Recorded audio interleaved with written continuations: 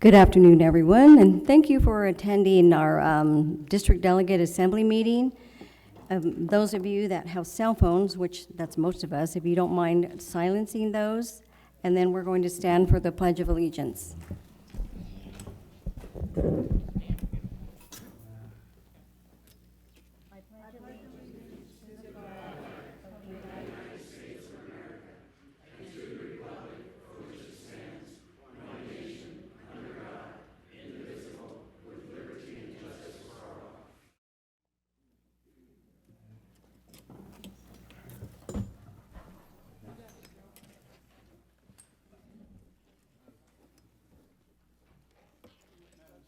Madam Chair, as the parliamentarian, I'm afraid I have to raise another question of privilege.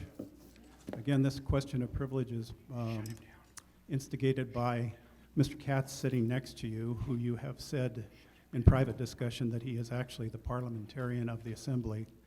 We have already covered this issue in previous meeting, and in those minutes, it was decided that you were the vice chair. You do not have vice chair authority to appoint a parliamentarian, and therefore Mr. Katz is not the parliamentarian, should remove himself from the Assembly seating. Well, Cal, I'm going to say you are out of order right now. Once we go over this outline here. Excuse me, ma'am, there is no debate. This is a question of privilege. There is no debate in a question of privilege.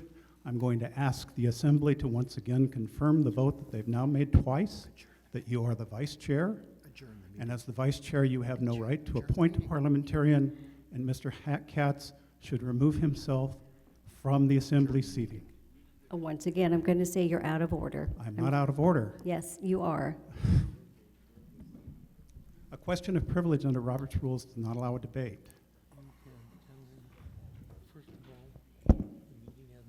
You have to vote on it.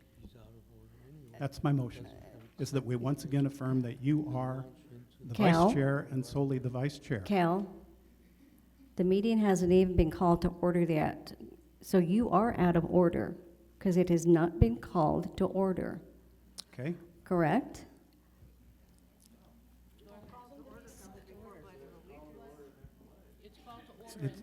It's been called to order.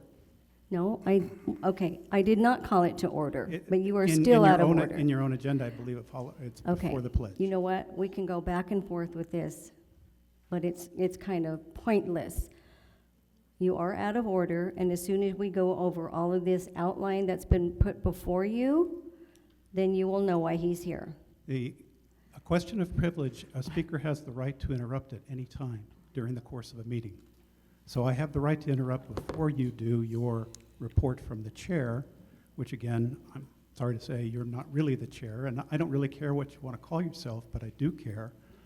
When we have someone in the Assembly who is acting at your direction as the parliamentarian, and the rest of the Assembly has said this is not what it should be. Just cut it off. Adjourn the meeting. Just Yeah, cut it off. I could do that, huh? Yeah. Okay, if you're finished, we're going to go ahead and go on. I would like you Okay. to call a vote on my motion. I would like this meeting to be adjourned. Sounds good to me.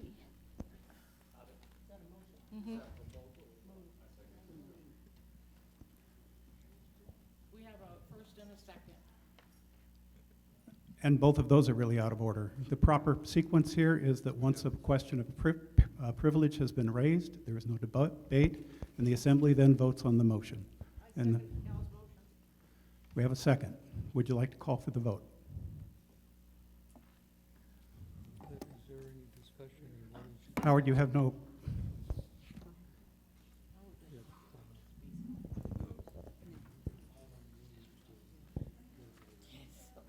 I call for an order for a vote.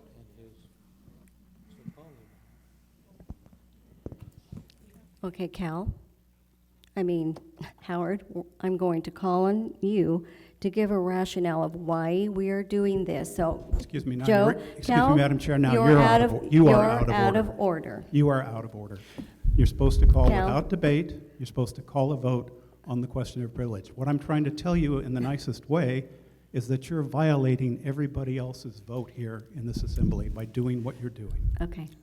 Mr. Martin. Howard, unfortunately, you don't have any place to speak at this table. You're an alternate delegate, you're not the parliamentarian, and you should not be sitting there, nor should you be speaking during this meeting, unless you want to speak as a member comment at the end. Mr. Excuse me, Martin. there's no point of order.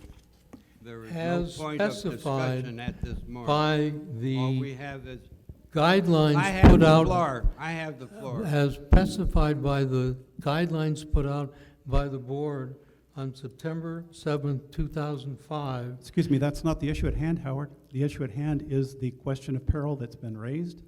There should be no debate, and we should now vote on that motion which has been seconded. And I call on the chair to make the question. Call the question. You are Call not, the vote. Yeah, you are not a member of this assembly. Therefore, I am not a member of this There assembly. is a motion and a second before the House. Therefore, there has to be a vote now for a discussion and a vote. Well, Doubt. then it's Now, time for will the- discussion, isn't it? Will the vice chair please direct as such? So why don't everybody just pipe down and let's let Dolores run the meeting, okay? No, Now, when she tells you No. you have the floor, you can talk. Until then, keep quiet. There should be, again, speaking as a parliamentarian in Robert's Rules of Order, which I just sent you all, if you read the little section about a question of privilege, it is a motion put before the body to correct an injustice, and that injustice has no debate about it, and a vote should immediately follow the presentation. I've made the presentation. There has been a second to the motion, and we should now vote on it without discussion of any kind, Howard. And you know this. Unfortunately, your motion is out of order, and I can read you from Robert's rules why it is. Howard, you don't have a place to even speak here, so you don't need to read us anything. Thank you. Unfortunately, as per the Barbara. guidance from the board, alternates can't speak and parliamentarians. The parliamentarian is not a member of this panel. Therefore, they should not be answering any questions whatsoever. So, Parliamentarians Madam Vice can Chair, speak please take if control asked of by the meeting. chair. Please take control of the meeting. Are you finished? I have been trying to take control, but yourself and Cal keep interrupting and not allowing the process to go through.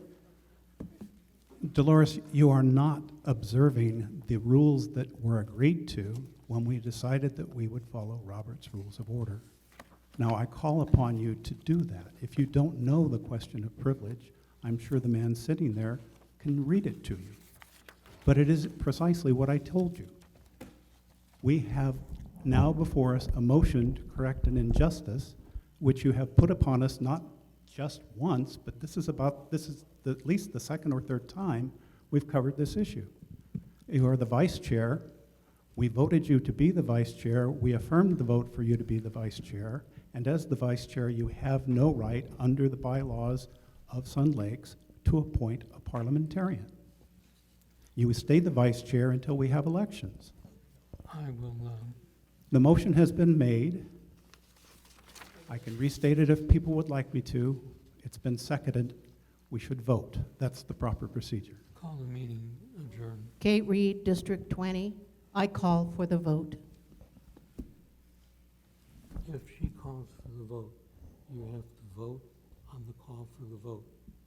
That's how the rules work. It's a two-step process. You have to call and vote on her motion. Her motion needs a second. And then you can vote on his motion. And second, his motion is out of order. One, if he is really the parliamentarian, Okay, we need he to can't vote. make it. Hang on. Exactly. This is too much bickering here. Let's, We need to vote. we need to vote on. We are voting on for Cal. the question of privilege presented by Cal. As he stated, it has a second. There is no discussion according to Robert's rules for She's wrong. There's no, motion of privilege. I'll walk out. And the vote has been called, and we need to proceed with the vote.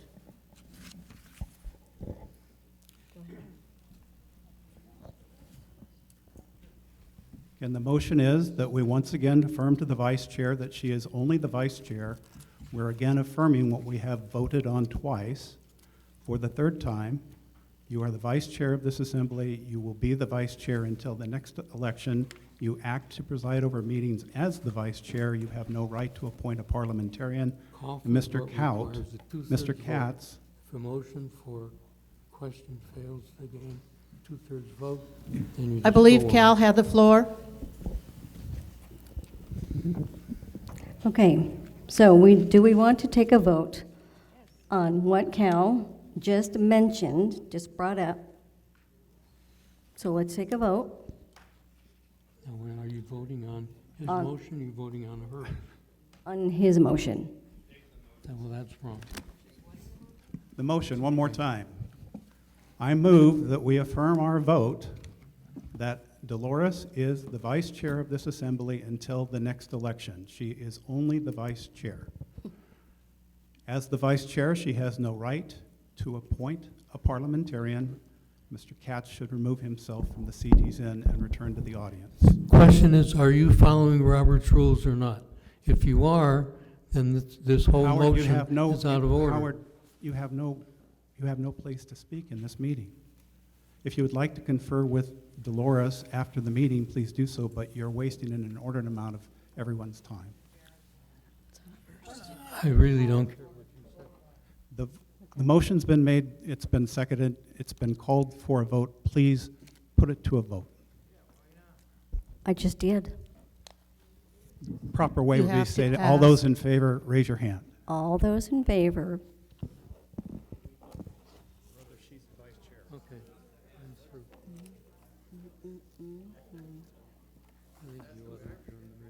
I know. 8, 9, 10. 10. The motion is to affirm your previous two votes that the vice chair will be the vice chair until the next election. And as the vice chair, she has no right to appoint a parliamentarian. All those in favor, please raise your hand. You calling for it is not proper. She called for it already. So why is he repeating it? Dolores called for the vote. He is simply clarifying.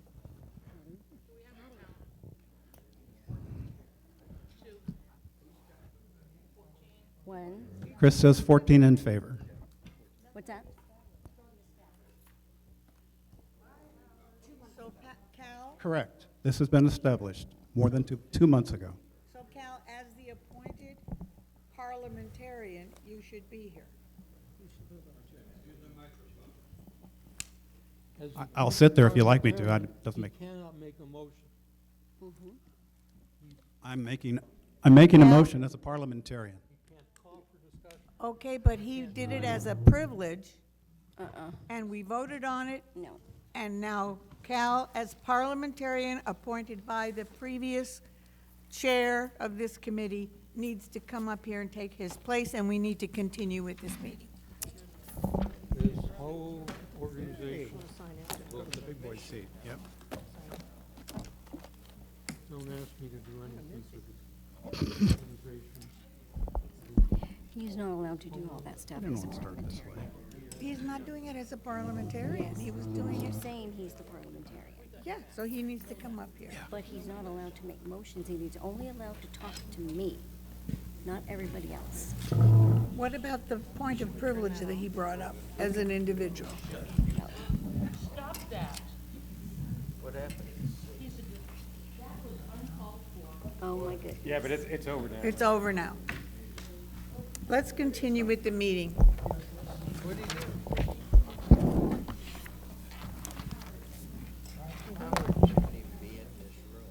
He's leaving.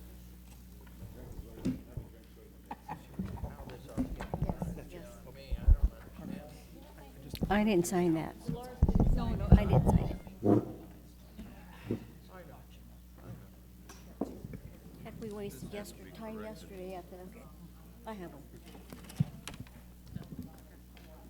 What is the chair report? Did we Madam approve Chair, the minutes? Did we approve- Vice Chair, Yes, we haven't gotten that far yet.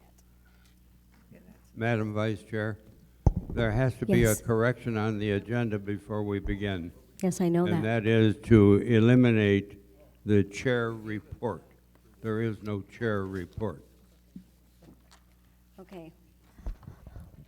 There also has to be, and we haven't even talked about that yet, Joe, going to approval of the February 1st, 2024 Delegate Assembly meeting minutes where you announced that you were rescinding your resignation, where Cal made comments before the meeting was even called to order. Those need to be removed as well.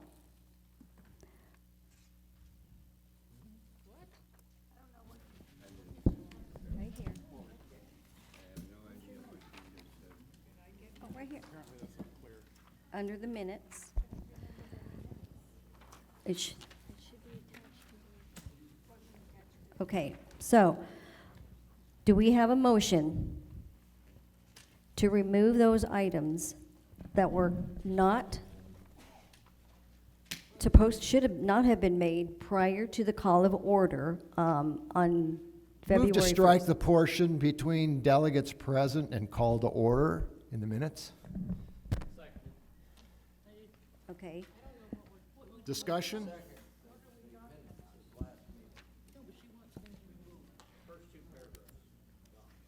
afterward, the delegates are present shows on the time and place after all of the names of the delegates are shown. Underneath, it said Joe Formino, District 18 delegate and former chairperson, took over the microphone and withdrew his resignation due to no vote taking place during the last delegate assembly meeting. Cal Martin, District 21 delegate and parliamentarian, discussed questions of privilege. Upon a motion duly made by Cal Martin and seconded by Linda Spalding, District 19, and carried with 15 votes, the delegate assembly approved a standing rule that in a resignation, the chair position will remain vacant until the election. Those need to be removed because that was all done prior to the meeting called to order. I hadn't even called the meeting to order yet. You can see that was right underneath. Is that correct? Is this on? So, we have a second. All in favor of removing those from, We have discussion. okay, We have a motion and we have a discussion. And second, now we have a discussion. okay. Okay. I believe that when you, on your own agenda, you have called to order, then you have Pledge of Allegiance. So either you called the meeting to order or you went out of order, I'm not sure which, but once the Pledge of Allegiance was done, we were in order. I'm not talking about today, Kate. I'm talking about. It's the same as last month. You did the same thing. Okay, that's because Joe chimed in before I even got a chance to make a But we had call the already meeting to done the order. Pledge of Allegiance, because that's the first thing you always do. Okay, well, let's have a discussion then, because I do think those need to be Didn't he removed. chime in before the Pledge of Allegiance? Yes, he did. Who's talking? I am. Dave Miller, District 5. Okay. He started taking over the meeting before the Pledge of Allegiance. Yes, Yes, he did. That's right. That's right. no, he did not. That's right. You did. Cal Martin, District 21. I believe Mr. Miller is correct. That's exactly what happened. To my memory, that meeting was disorganized and frustrating from the very beginning. That what is recorded in the minutes is accurate. My issue here is, secondly, that this is an attempt again to revisit this exact same issue of a question of privilege, and it goes back to the vote that we just had. Dolores is attempting to remove the previous vote for a question of privilege by saying that it was not done by Robert's Rules of Order, which she neither seems to understand very well or wants to selectively apply to this meeting.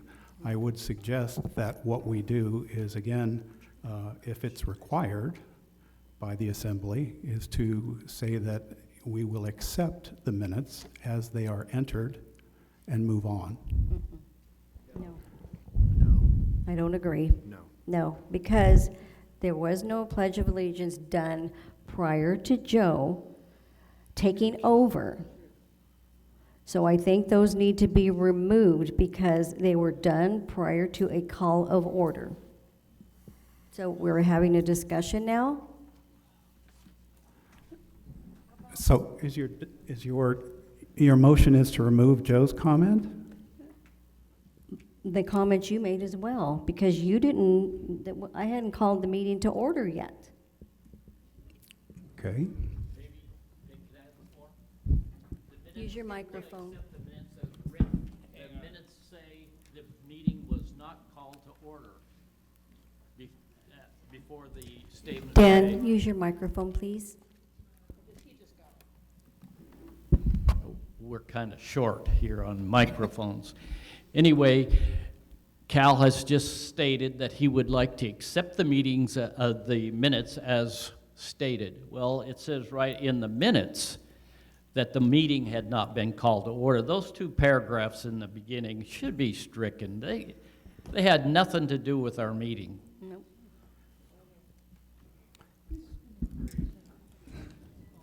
If you strike those minutes, those from the meeting, you're also... Just a minute.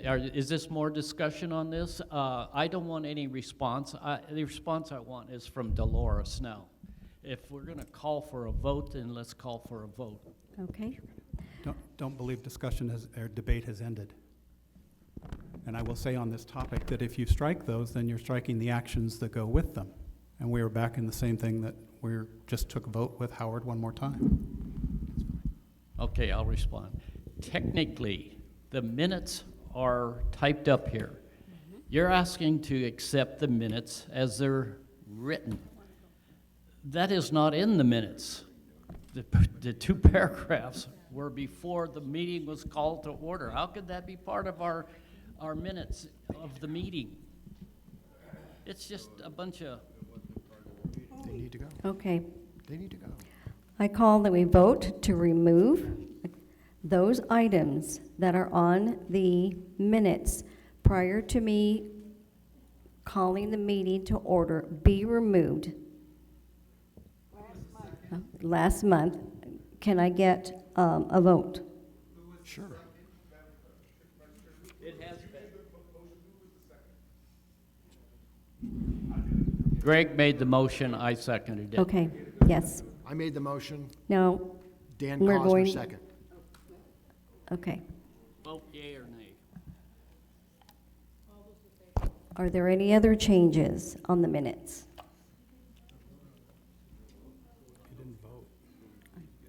Okay, now can we take a vote that we accept the minutes with these items being removed? All those in favor, raise your hand.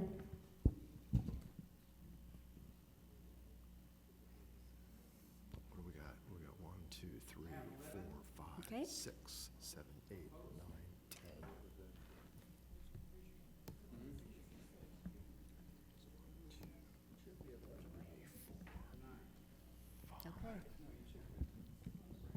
Okay. We have 11 to have them removed, 9 to not.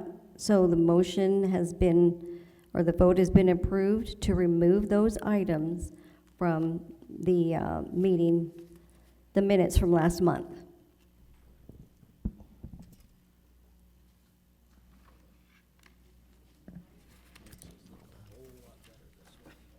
So I move we now approve the minutes.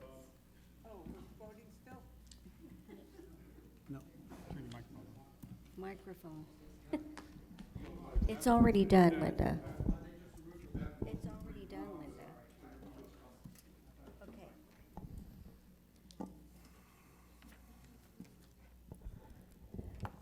No. Approve the motion. Okay, do we have a vote to approve the amended minutes with those items being removed? Everyone in favor, raise your hand.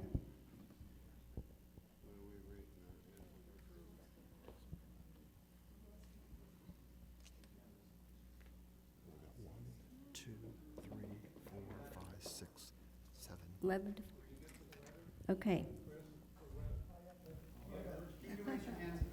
Hands up again. Sorry.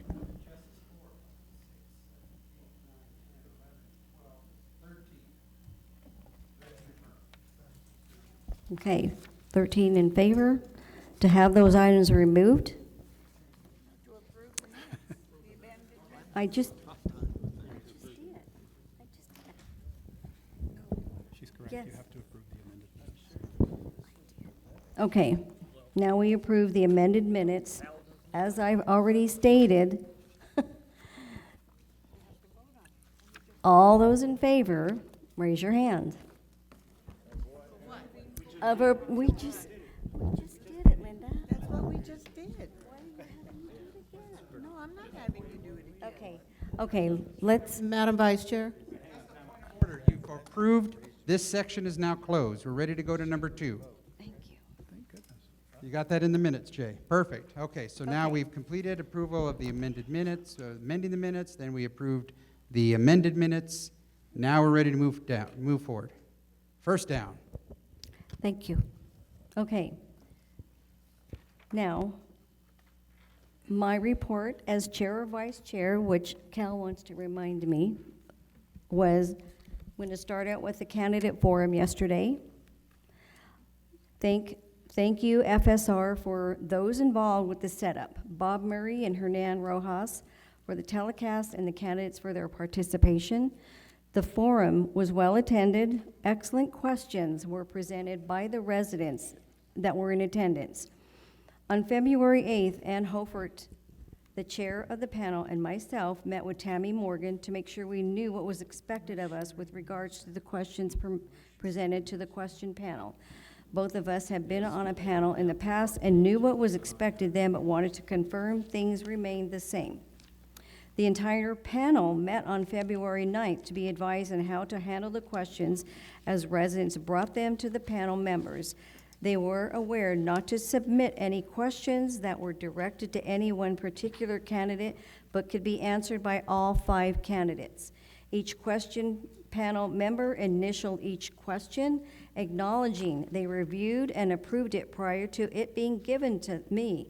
There were a lot of questions pertaining to the finances of Sun Lakes.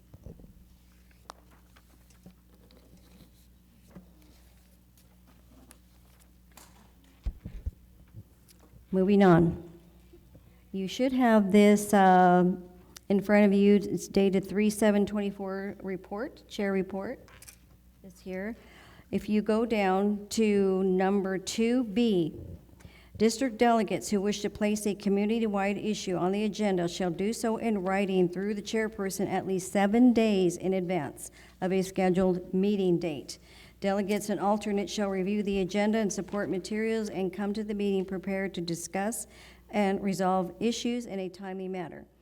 The chairperson shall allow time in the agenda for homeowners to address their concerns and ideas to the delegates at the meeting.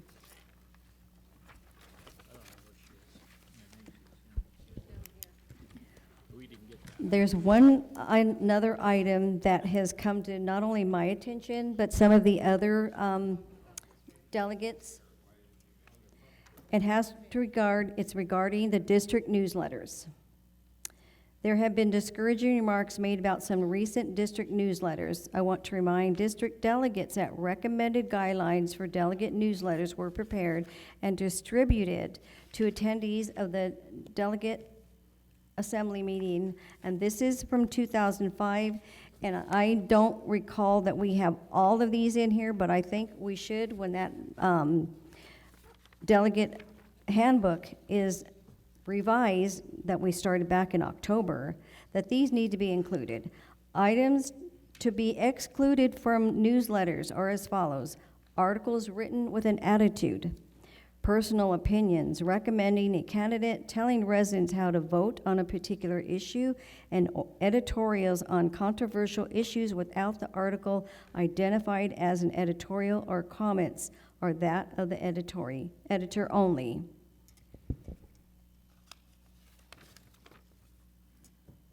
And by the way, it does say no cartoons either that are offensive. And I've seen them in newsletters. Okay, Now we can move on. Now, guest speakers. We have Sherry Flynn with the City of Banning, City Council, District 3.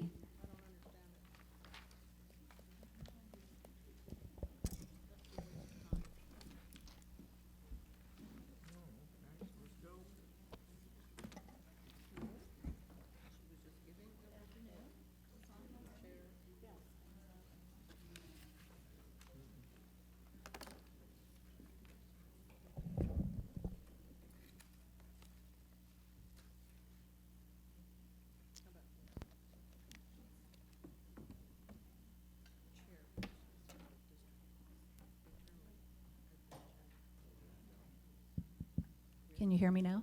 Yep. Okay. Okay, so I wanted to update from the last meeting. Last meeting we had at the City Council was February 27th. I was out of town at the last District Assembly meeting. So one of the things that's a biggest concern for a lot of people was the electric utility audit. And there was a final report given. There was 36 million available in the utility fund, capital improvement fund, in 2019. And then that went down to a negative 9 million in June of 2023. And so that is why the audit was called. The audit found that it was mismanagement, that the money went to capital improvements that had no way of being funded. Mr. Tom Miller, who's the head of the utility, has been relieved of his duties without cause. I understand he is now suing the city. The audit that we were given in closed session is much more detailed, and I think eventually it should be given to the public. However, it can't be given to the public until the lawsuit is resolved or settled. Basically they did four substations. 3 of them took $20 million over the last couple of years. They were costing like $6 million each. Mr. Miller thought he had a lot of money in there. There really wasn't a lot of money in there, and so there was a problem with, was he given that information to rely on that or not? People are saying he should have known that information, so that's kind of where the problem lies. We're still 9 million in the hole in the utility department, so it's going to take a raising of utility rates and or to have a bond measure which everyone get to vote on. Okay, let's see. Okay, and then also at the last meeting, there was a grant, Bureau of Reclamation grant, to have water that is non-potable and set it up for reclamation, and most of this water would go to Sun Lakes to water the golf course. The vast majority of it would go to that. This grant is still in review.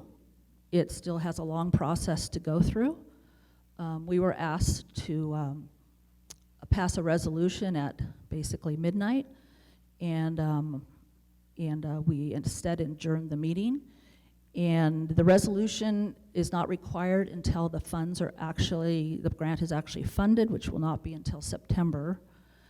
And so the resolution was not needed to be passed that night.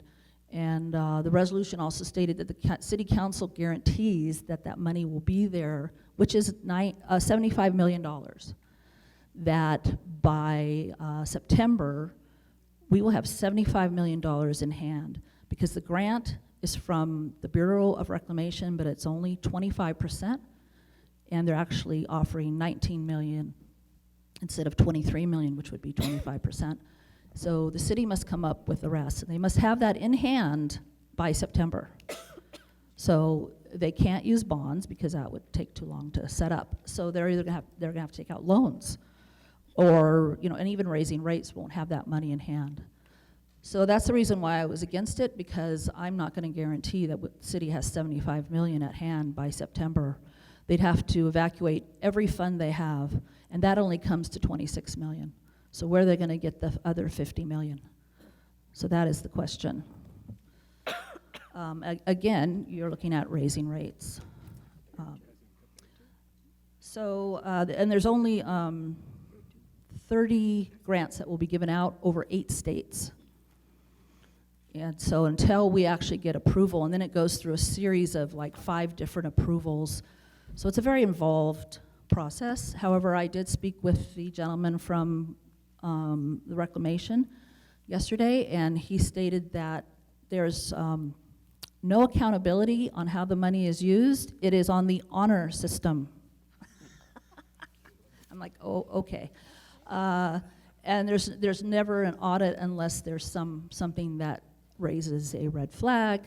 So the city gets the 19 million all at once, like in an escrow account, and they can use it how they want. And I'll let you figure that out. But anyway.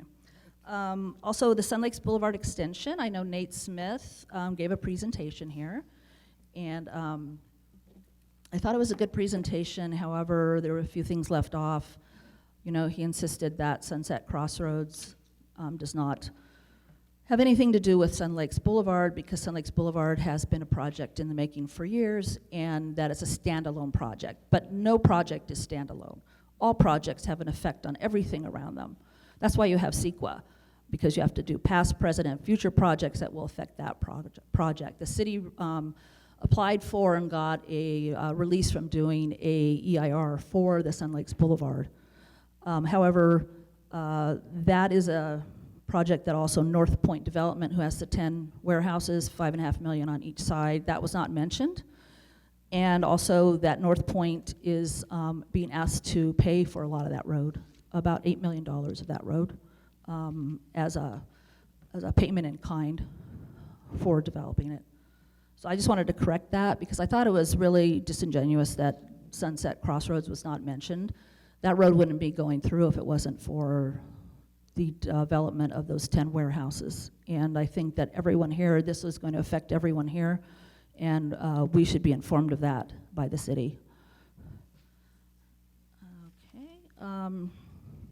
Yesterday, I met with Jared Yoshiki of Aircraft Owners and Pilots Association in the clubhouse here, and we discussed the future of the Banning Airport. I'm the only one who voted to not close the airport. I believe the airport is a valuable asset to Banning. It's being left to be run down, so eventually it will be totally useless. But the FAA gives the city Banning about $300,000 a year to maintain that, and hangars are in short supply in Southern California, airplane hangars, and we should be using that money to rent those hangars out, keep them viable and rent them out and bring money in, because if we do not let's say Hillwood, who's trying to develop that area, doesn't develop it, then we no longer have a viable airport or warehouses. I don't want to see that happen. So we should be doing both and see which one pans out. But it will take an act of Congress to close that airport, because FAA will never close it. It's needed for between Palm Springs and the other airports, and also in an emergency, fire, and also for disaster preparedness, because we on the south side of the 10 freeway, if there was a train derailment or an earthquake, we would really have a problem getting supplies in to us without that airport. Okay, tomorrow there's a State of District 5 Supervisor Gutierrez is presenting at Morongo. There's also, I'm having a meeting tomorrow with the representatives from Diversified Pacific to discuss Rancho San Gregonio, which is a housing project, which is south of the freeway between Sunset and San Gregonio. It's going to be almost 3,400 homes on 830 acres. It's been in the process since 2014. Also, March 13th, Banning Point at the Superior Court in Riverside will be hopefully decided and not continued again. And my next city council meeting is March 12th at 5 p.m. And I encourage you to come and speak. You have 3 minutes at the beginning to speak on any item that you want. And I encourage everyone to come and express their opinions on whatever concerns them. So thank you. What time was that? Are there any questions at all? What time was the next meeting? 5 p.m. on March 12th at City Hall.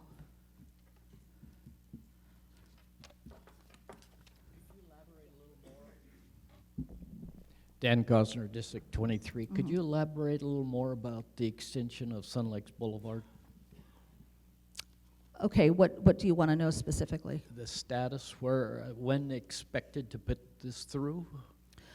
Well, they expect it to go through and by, I think Nate said 2026, And I've had questions as 2025, sorry. who's financing it?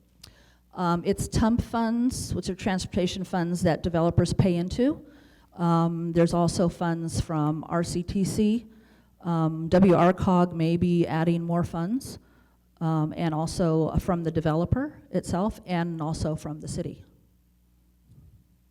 So the developers contributing. Is this something that is going to happen in the future of our lives, or? Oh, yes.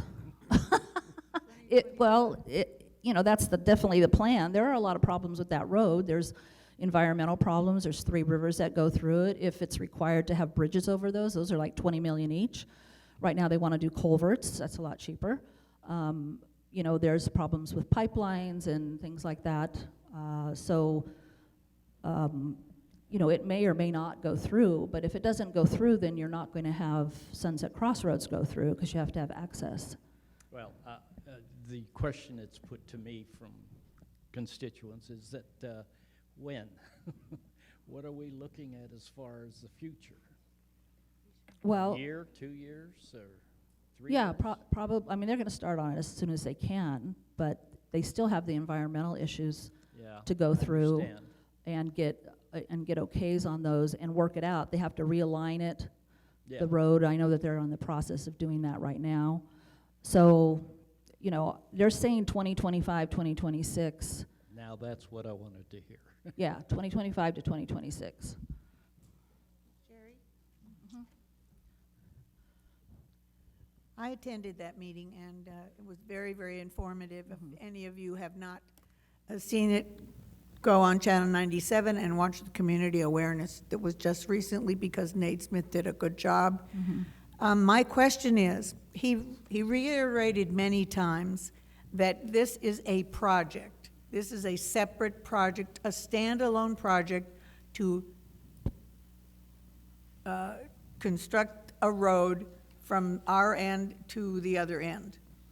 And I'm wondering if the city is working on how they're going to deal with our side of Sun Lakes Boulevard in terms of, he mentioned a bike lane or a golf cart lane or traffic lights. And is the city going to wait until that's constructed before they deal with the part that affects us specifically? Well, I mean, right now, there's, the EIR was in 45-day review and collecting information on that, and that hasn't been published yet, and then it will go to public hearings. But the developer of Sunset Crossroads, in their specific plan, will have, you can do conditions that the city council can set as far as traffic and as far as using that road. So originally what I've seen in the specific plan for Sunset Crossroads is that trucks will not be able to go past Highland Home into Sun Lakes from Sunset Crossroads. But the question is, how do you enforce that? And the Banning Point, if it gets approved, will be allowed, in fact directed, the trucks to go out of the project, make a left, and go to Sunset Boulevard and get on the freeway there. So you're going to have, how can you have these trucks going back and forth and those trucks not? So I don't think that that's viable. He was talking about maybe having tags on trucks. When I talked to the developer, they said, trucks will go where the least resistance is. That's what they're going to do. That's what the developer told me. I don't think there's going to be any condition unless the city council imposes it when it comes to the city council, the project. I hope that answers your question. And I do think Nate did a really great job. He just left off certain things. This project, no project stands alone. I think that's very convenient so he doesn't have to mention Sunset Crossroads because he doesn't want people to know about it. And he doesn't want people riled up or starting to fight it or say things against it. They've kept this project, Send at Crossroads, it's been there since 2020, and they have kept it completely quiet until now. And even now, I asked them to put the EIR across the Banning website because no one knew about it. They weren't even going to put the EIR there for public comment. And so it's very well hidden. You know, I think it is a better project than Banning Point is, but it's still going to have a high impact on Sun Lakes.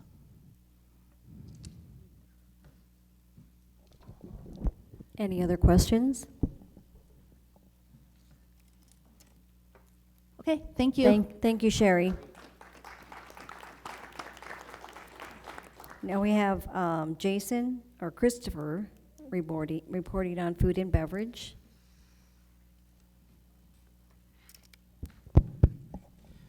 Good afternoon, delegates. A quick update on the food and beverage activities. So as a reminder, the hours, and this is on the website for the Sandwich Bar and Grill, breakfast and lunch is Wednesday through Friday, 11 to 3. And remember, specialty breakfast and lunch Saturday and Sunday starts at 7 and it goes to 3 o'clock. This is specialty items for breakfast that you wouldn't normally get during the week. It's been a slow response to that. Have not seen the demand that we had hoped. For the restaurant, dinner is Wednesday through Saturday, 4 to 8 p.m. And the lounge hours, Tuesday, Wednesday, and Thursday, 11 to 8. Friday and Saturday, 11 to 11. And Sunday, 11 to 3. We do have happy hour every Wednesday, 3:30 to 6. Remember, bingo is the second, third, and fourth Tuesday of the month. There's a menu special for Tuesday that we're just updating right now. End of month brunch is the last Sunday of every month. Now this one's going to be a little different because the last Sunday of this month is Easter, and there is an Easter brunch buffet. That is Sunday, March 31st, 11 to 3. It is a ticketed event. You can buy those tickets at the hostess stand. Also, for this event, there will be, for an additional charge, unlimited champagne can be ordered for an additional $18. The kitchen reflooring will be occurring March 18th to March 22nd. We will be reopening all restaurant facilities March 23rd at 11 a.m. There is no food or bar service during that time, as the kitchen floor is being redone due to the safety issue. Motown concert in the ballroom is Friday the 15th, 6:30 to 8:30.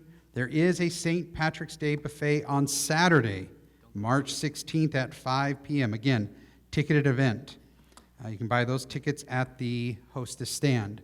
One thing we are doing is we're following what Recreation does for assigned seating. So when you purchase your ticket for both the St. Patrick's Day and Easter brunch, or Easter brunch buffet, when you buy the ticket, you'll choose your seat at that time. It worked well in the past, it's worked well for Recreation, and so we are going to go back to that. Also, we have on the website the listing of the bands, Hernan and the Good Day Sun Lakes team. So if you use your community calendar, which we're trying to get members to use on the website, you'll be able to go into Friday or Saturday for weekend entertainment. You'll click on it, you'll find out what band is playing and where they're playing. Because I know some people, there are some band favorites that they like, and so they want to know where are they going to be, in the ballroom, the Sandwich, and so that is on the calendar. That completes my report. Yes. Oh, I don't call that, that's... No, you go first. Well, I have been a very vocal critic of the menus, and I saw and ordered from today's menu, and I want to tell you how thrilled I am that you got rid of the graphics, you made the font clearer, and you included everything on one menu. So thank you so much for making that correction. Well, I can't take that credit just for myself. I think that's also the food and beverage team as well as the restaurant and lounge committee. That was one of their recommendations, to put it all on one so we don't have, and one of the goals is not to have 15 different menus. And no, ladies and gentlemen, there is no secret menu like In-N-Out Burger. The goal is to have that one back and forth lunch and dinner There will be a happy hour one, and then there will be a Tuesday special menu, but we're trying to consolidate all the menus down. So I'm glad you liked that. I'll let the committee and the people know. Go ahead, Fran. Oh, yes. This is Fran Hanratty, District 7. And I just like to say that the menu for Valentine's Day dinner was excellent. Can we have that menu for every day? The selection of main entrees were both appetizing and perfectly prepared. Additionally, our hostess, Beverly Simmons, Lori Hazelden, Debbie Robbins, Marsha Midgets, were very gracious and welcoming. Thank you very much. Fran, Also- thank you very much for that. I will let the team know. And that is another thing that the Restaurant and Lounge Committee are working on, is to have those ambassadors. We did that at Valentine's Day. We'll continue to do that for St. Patrick's and Easter. That ambassador program seemed to work very well and was well received, so I'm glad to hear that. Okay. Also, it is But, sorry. Very unfortunate that the sandwich is not open early in the morning for breakfast. Our monthly district breakfast has not had to be canceled. I know that if we give 2 weeks notice and have at least 15 people, arrangements can be made. Unfortunately, I cannot guarantee the minimum of 15 people.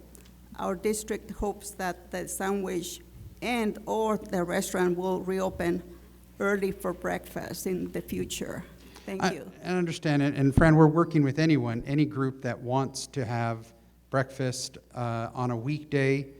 I thought you had more people coming to your, okay. But we're willing to work. We do have a minimum, but we are willing to work with, all you need to do is contact Chef Chris, because we are working. And yes, there is if you can give us advance notice, because we put out schedules for labor 2 weeks in advance. And so people have second jobs or other obligations they have, and it's hard to pull those people in at the last minute. So if you can work with the food and beverage team, plan your event. If you have the minimum, we'd love to host you. That might be something, Fran, in the future we can look at returning to that. I've got a question. What's the status as far as employment of a restaurant manager at this time? I'd like to know if you're looking for one and so forth. No, Jason and I love doing double duty for the same pay. No, seriously, we are recruiting. It just, unfortunately, and we're doing this right now. I was sitting in with bartender, staff, server interviews. It's great when they show up. We had 9 scheduled, only 2 showed up. So, and these are people that are confirmed. So that's just not the director level, mind you, but it's an example of what we're seeing on resumes that come through, and we're still searching. So we are searching for that position, hope to get that position filled soon, but we've got to find the right person. We're looking for somebody with a leader and a visionary in that food and beverage. Okay, thank you. What was the minimum for the sandwich breakfast? I had a minimum of 12, but Fran is saying 15, so I'm going to have to circle back. That's why, Gene, I said a minimum. I will put that on the website because it's good for all the members to know what that minimum is. Again, I thought it was 12. I'm going to have to circle back with Chef Chris. Okay, thank you. You got it. And you know what, Gene, at the next one, I'll give an update on that at the next meeting. Thank Chris, the St. Patrick's Day dinner, when we signed up, there was only, including us, 3 people. So have more people signed up, or is it going to be canceled because of not enough participation? We're not canceling it. We're moving forward. And I'm glad you were one of the first 3 because there's been 40 more that have come after you. So Okay, very it's good. coming. Thank you. Okay, any other questions? Okay, moving on to Jason with the recreation report. Good afternoon, everyone. I will give a report what's kind of been going on in the recreation department. I won't give you the next 6 months, but I'll give you at least the next couple months so you can put it in your newsletter. March 14th, we have a blood drive coming. It was rescheduled from February 8th to now it's going to be March 14th. It'll be in the multi-purpose room.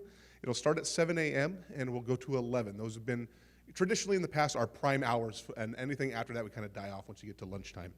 But there are flyers in the lobby there. There's a QR code and there's a link if you just want to go on and you want to book a reservation. If not, they are taking walk-ins. So again, that's March 14th, 7 a.m. to 11 in the multipurpose room here in the main clubhouse. Chris already went over March 15th with the Motown concert, so I don't need to cover that one. But doors will open at 5:30 and the show starts at 6:30. Again, tickets are available, $15 per person, and they'll be purchased at the front desk. April 18th, always a great event here, is the health fair. Always a great day to come down and get blood pressure checked.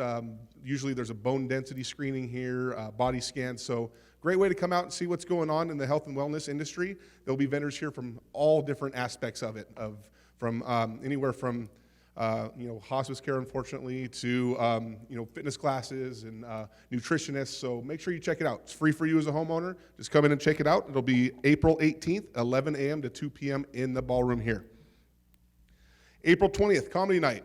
Like Chris was saying, comedy night, we've always done lotteries and you sit, okay, this is where you're sitting, this is where you're sitting, this is where you're sitting. Unfortunately, we didn't have the draw that we did in years past. So we have opened it up to first come, first serve.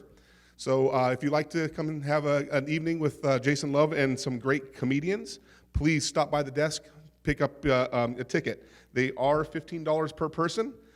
What we have done too is it is table seating, but we are only going 6 chairs to form a U, because I hate for you guys to have your back to the comedians. And I know comedians don't like that either. So I'm going to cut down. I'd rather have less occupancy and a better experience for you in the room. So again, get your tickets fast. They will sell out. We're already at over 100. So I think we are maxing out at 210. So make sure you get your ticket if you would like to. And again, that's April 20th. Showtime would be 7 p.m. The door will open at 6 p.m. That will kind of take me through the next 2 months. So I don't want to keep going. I can go to May, June, July. But the Recreation Committee is working on 4th of July theme.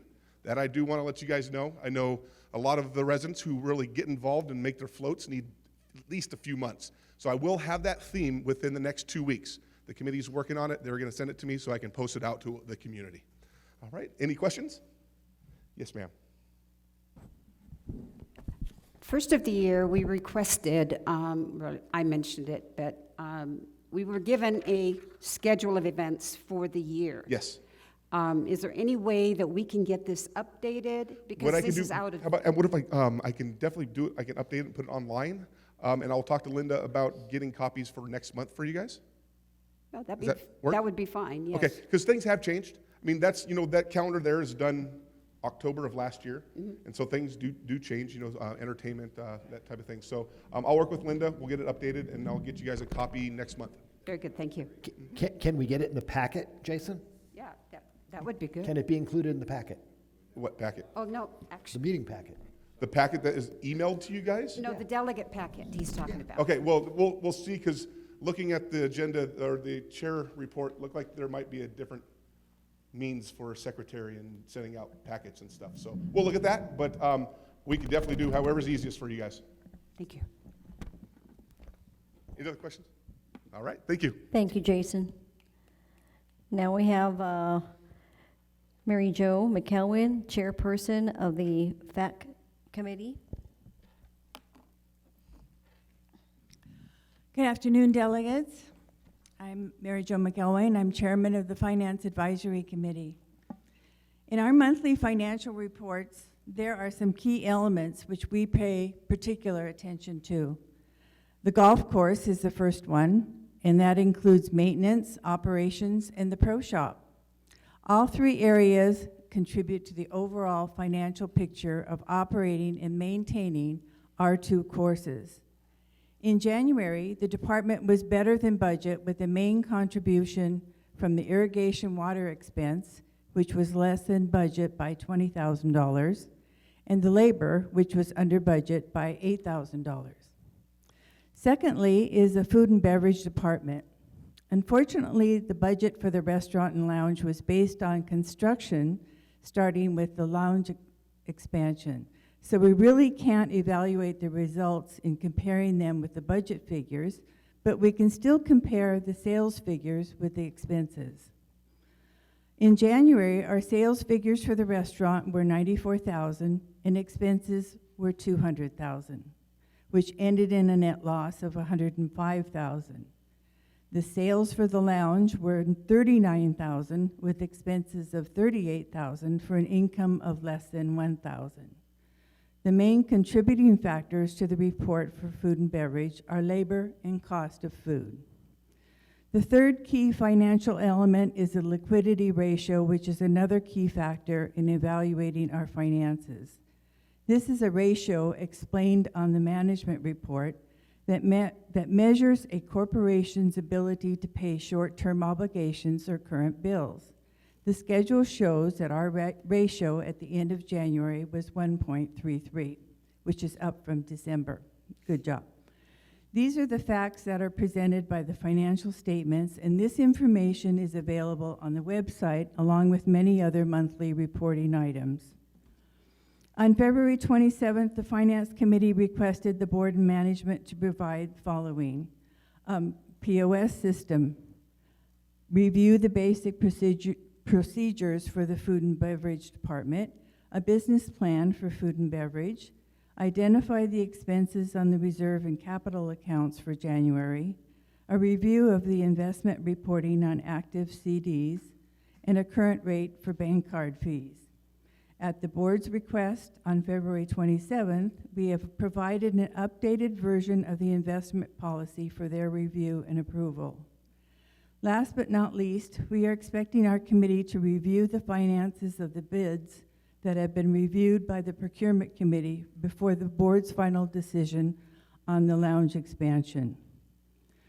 Finally, our next meeting is March 20th, 2 p.m. in the multipurpose room. All residents are welcome to attend, and we're always looking for new members for our committee. If you have some financial background, we encourage you to participate. Last but not least, your fellow homeowners encourage you to make an informed decision and make sure that you vote in the master board elections. Thank you. Thank you. Next one, Candace Jenkins with her EPAP report. Hi, I'm Candace Jenkins, and I'm an executive secretary for EPAP. On February 15th, Clark Botha from Loma Linda Pharmacy on Highland Springs talked to us about how to stockpile your prescription medications in case of an emergency. On February 17th, we had our first open house at the Emergency Operations Center. There were about 45 to 50 residents that attended. We displayed the contents of the district bins and medical kits. There were disaster preparedness handouts. Animal rescue volunteers were there showing residents where the dog kennels are. Our radio team showed how the radios work and allowed residents to talk on the radios. On April 22nd and April 29th, Riverside Emergency Management Department will hold a Listos class in the restaurant. The class talks about 5 easy steps to disaster preparedness. It is an 8-hour class, and we are dividing it into 2 separate Mondays. So each session will be 2 4-hour sessions starting at 8 a.m. and going till noon. Any questions? Yes, Linda? Is there any way to get a copy of, or get information from the last meeting when the Loma Linda Pharmacy talked about, stockpiling your medications? Is there any way we can get that written down somewhere? We could put it in Lifestyles? I can ask Clark if he can send us his PowerPoint. Oh, that would be great. Because it talks about it. He has a PowerPoint that tells you how to do it. I'm sure more residents than came to that meeting would be really interested in that. Thank you. Thank you.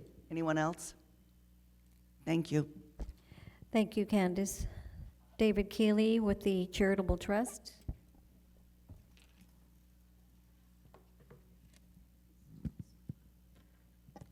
Thank you very much for your attention. And Jason, I won't go clear into April, but you can get it on the website. So I'm not taking your time today. On the change this year to the charity weekends. It's progressing really well. Great team putting together the activities. Same events that you enjoy in the 1 week in June is spread this year into 3 weekends with the plan in 2025. Amazing how we still have trouble changing with the change of the century. 2025, there'll be 4 quarterly charity weekends. So tickets go on sale is my announcement for today. This is one of the pages. You can get pages on the website, and I'm going to show you the shortcut to get to it. But this is about ticket sales, and it's Wednesdays, Fridays, and Saturdays. It shows March 20, 27. Anyway, that information is all on the website. Now, let me give you the shortcut to our website. It is you don't have to write this down. I'm going to give it to you. It's sunlakescharity.org. That's a lot shorter and easier than what we established as Sun Lakes Country Club Charitable Trust.org, and I have trouble writing all that down until it's in memory. So Sun Lakes Country Club Charitable Trust, and it is really moving along really well for this year. Thanks to all the people who are 200 people usually put these things together on a yearly basis. So a lot of people are involved, and the charities in the greater San Gregorio Pass really appreciate what we do as a community. Thank you. Thank you, David. Before the board of directors gives their announcements, Michelle is going to go ahead and talk. She did not let me know ahead of time, so I didn't get her on the agenda, but she does want to give a report.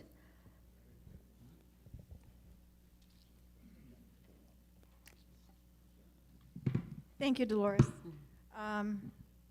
Good afternoon, delegates. Michelle Walter, Marketing Committee Chairperson, and I'm also in charge of the Welcome Home, as you know. So the Welcome Home, I've given everybody one of these sheets. Our next Welcome Home is Thursday, April 25th. From 5 to 5:30, you're going to meet the clubs, and we're going to do it a little bit different this year, or this time around. I don't want to give the little surprises away, but it's going to be easier for the clubs and groups to get members. And the dinner will be at 5:45. Delegates, I need for you to make sure that when you ask your residents to come, please call them and remind them a couple of days ahead of time. We will have a plated dinner again, just like we did, which I think everybody really, really enjoyed, and I think Chef Chris did an amazing job. It was really very, very nice. So we'll try and do the same thing, not quite maybe that elegant, but we'll be doing something very similar to that. And but I do need to remind you that if your resident doesn't show up, we still have to pay for them. So please, please call them a couple of days before. If you can't, please call me and I will call your residents for you. So if you have a hard time, just give me a call and I can make the calls for you. I don't want you to have to go out of your way, but it is your district and you should be responsible for them. But I'm willing to help in any way that I can. So please let me know. Please encourage them to attend. Don't forget the dinner is for the delegate and the new homer only. And I want to let you know we came up with another little gift instead of giving the bags. The bags are a little cumbersome. I don't know that anybody really used them. So we're going to do this type of a thing. And they're going to get a picture of Sun Lakes. They're also going to get postcards to say, we have moved, and let their friends and relatives know what their new address is. They're going to have a Sun Lakes, of course they always get the Sun Lakes, and I have seen a lot of these license plate frames. Everybody says, well, they don't even use them. Oh, let me tell you, they do use them. If it's free, they're going to use it. And there's also whistles in here, and the whistles are for, in case they're going out walking, they've got some kind of a safety mechanism with them. And there's a few other little things in here, and there's also information from each of the clubs that want to give them. So if you know any clubs that want to have their information put into this folder, please let them know, and I will make sure that all that information gets in here. So any questions? Nope. Well, good. Thank you. Thank you, Michelle. Board of Directors? Thank you, Dolores. I get to go first today. As Sherry mentioned, the Banning Point hearing is next Wednesday at 1:30 in Riverside. So hopefully we'll have an answer pretty quick, and we may get one that day, we may not, we don't know yet. It will be followed up on April 7th at 4 o'clock in the main ballroom with the town hall to, discuss what has happened or hasn't happened, or yays and nays and all that good stuff. The ballots for the general election go out tomorrow. So those will be mailed tomorrow, tabulated on April 10th. As was said a minute ago, everybody should vote. That's your right. And finally, for me, the city has approved our plans for the lounge expansion. 8 RFPs, requests for proposals, were sent out on February 15th. There were 3 received, and this was announced at the open as well. The 3 received were American Eagle for $566,700. Norman Electric and Construction, $634,762, and Oak Ridge Energy and Construction for $665,567. Those 3 bids are currently with the Procurement Advisory Committee for their review of the way, making sure that the RFP was followed.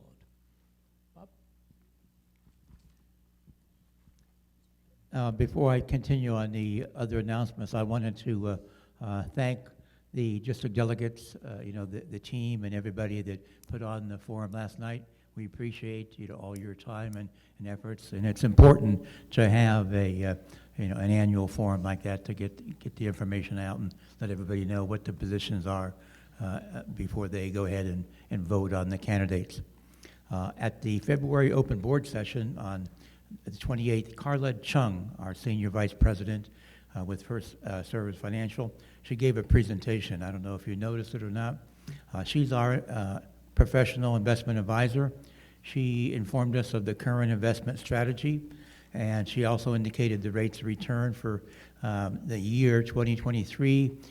We earned $333,782, or 2.4%. And the estimated return for 24 is $556,571, or 4.07%. And the reason for those returns versus the current market returns is that in the past, when they made investments, they locked in from 1 year to 5 year per our policy.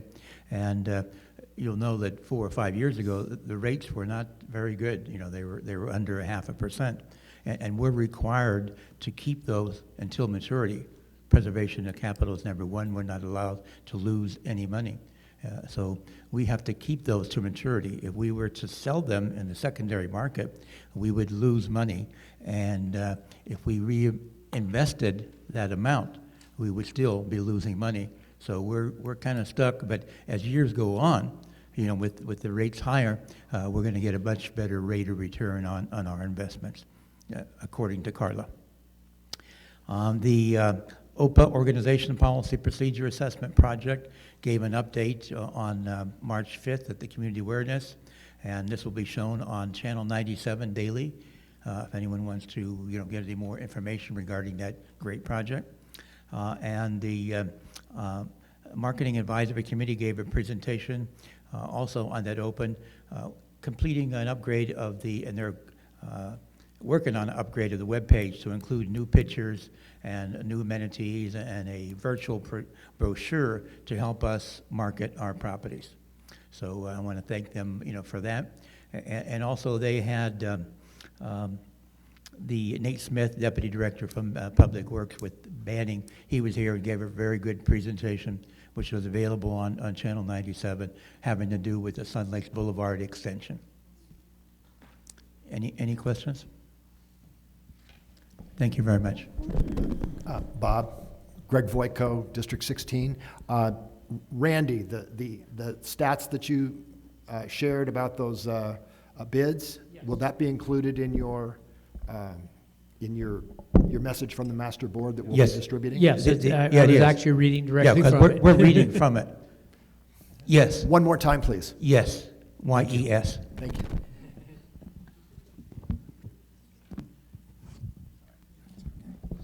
Administration.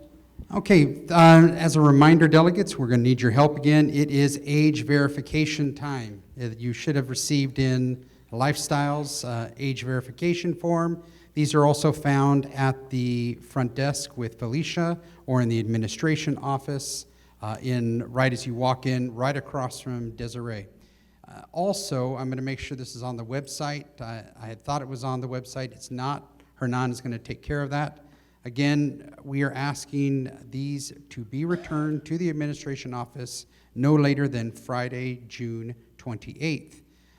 As usually, we will give updates to the delegates what's happening within their districts, because we want to partner with you to assist us in getting these back to maintain our exemption as a senior community.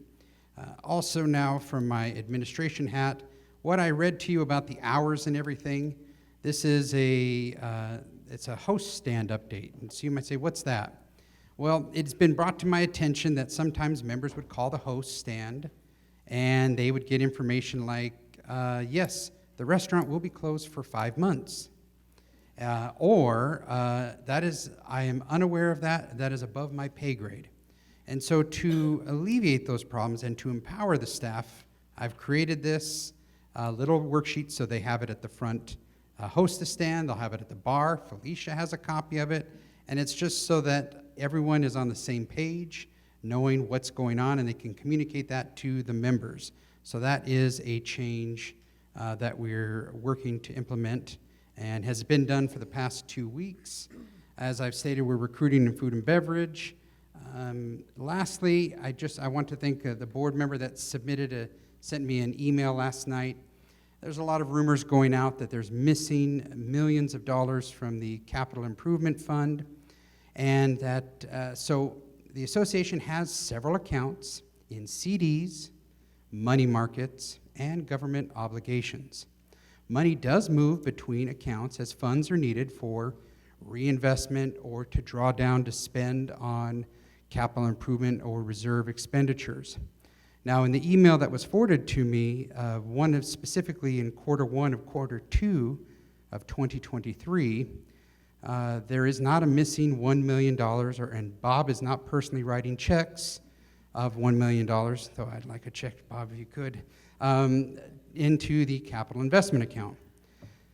So, as I've done in the past, and I will redo it again, I will do a administration update. I will get the dust off the PowerPoint presentation to address the issues or address the type of accounts, explain how money moves back and forth from a regular bank that we have to an investment firm that we use, Morgan Stanley. And so you can look forward to that next week. That completes my report. Cal Martin, District 21. I would like to, at this point, ask the Assembly I make a motion that we make a modification or to an amendment to the agenda to include new business. There is not a section for that at this moment in time, and I so move.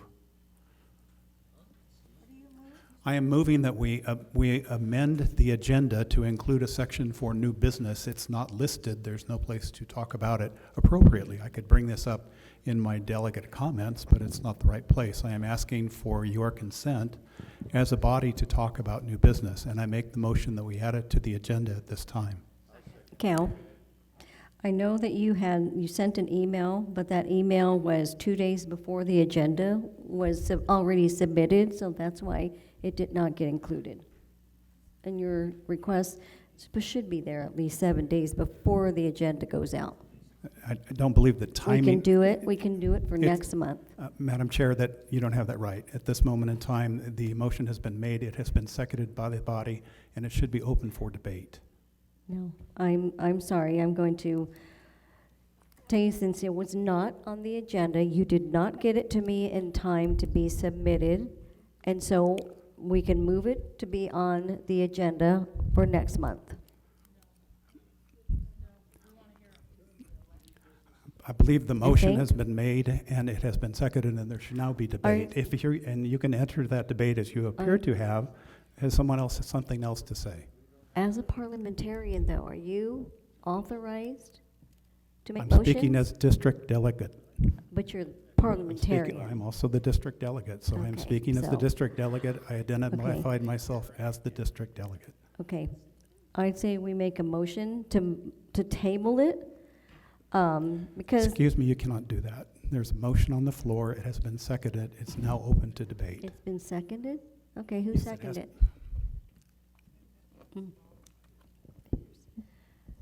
Okay, well, let's vote on whether or not we should approve this motion that Cal is proposing. Is there any discussion?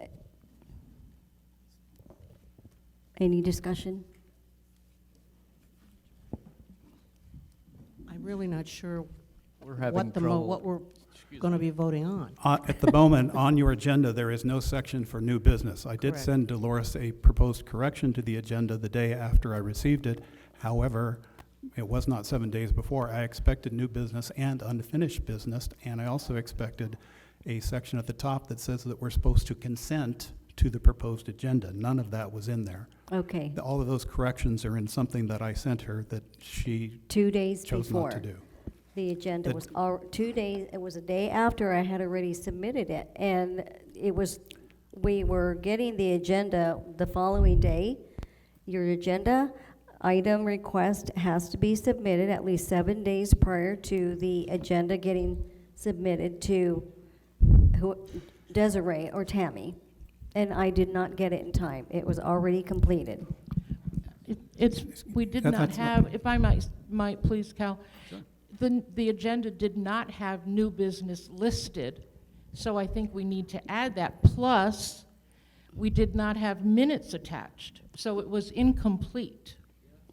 You're correct, the minutes were not attached, but I did not get his request in time. The agenda had already been sent off. Go ahead, Mike. Could I say something? I think I've never seen an agenda without new business in it. I think there's really not a big deal here. Okay, I've And been a we should just delegate do for- it and not even need a vote myself. I think it's just normal. Mike, I've never seen, even when Joe was the chair, I've never seen new business on the agendas. There's always new business. And I have no problem on our with agenda. putting it in, but it can be put in on the next one since it wasn't on the agenda. The motion before the floor currently is to add new business to the agenda. Would you like me to take over the meeting?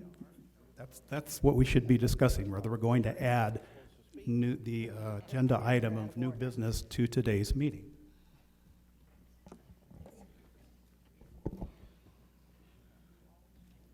Okay, so we're going to call the vote on whether or not we add it, even though it was not submitted in time. Go ahead and add new business to the agenda.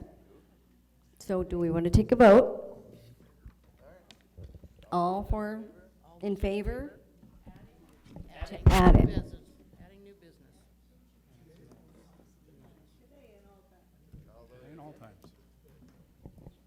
Okay, so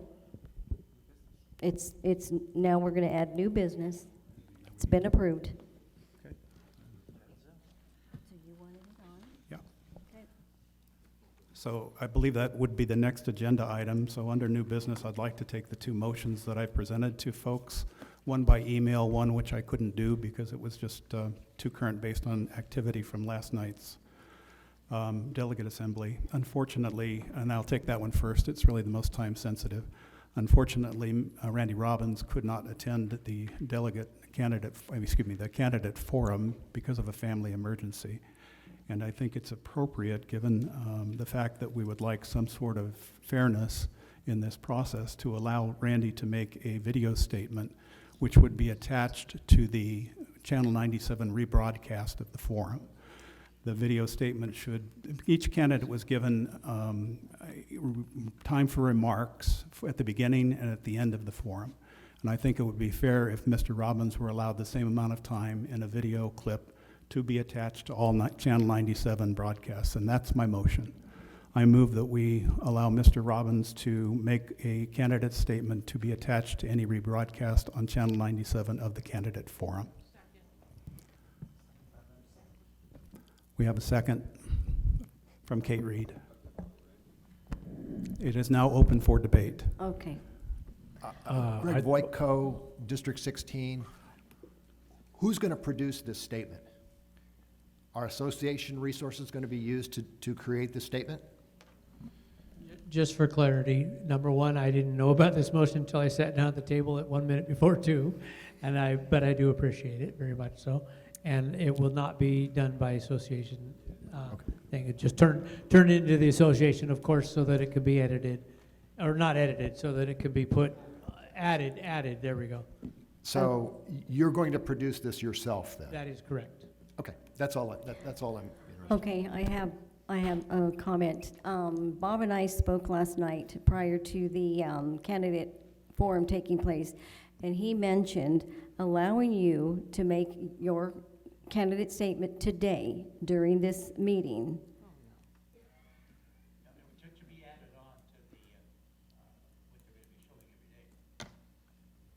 Okay, I thought you wanted him to be able to talk today, given the same amount of time that the other candidates were given. No, maybe there was confusion on that, but basically what I had asked, for you to bring up to the assembly today, which Cal was doing, is that it would only be fair, he couldn't make it, he should at least be able to make his 5-minute presentation, and it be shown and included, in the presentation on Channel 97.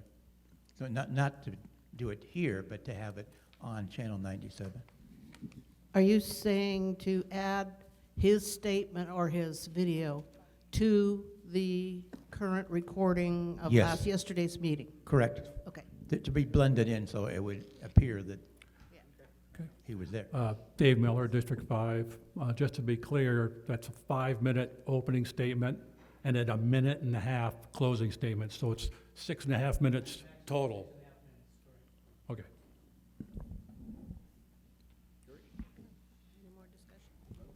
Ask if there's any more debate. Call for the vote. Ask if there's any more debate. Did you have a question? Any more debate? Okay, let's call a vote. All in favor?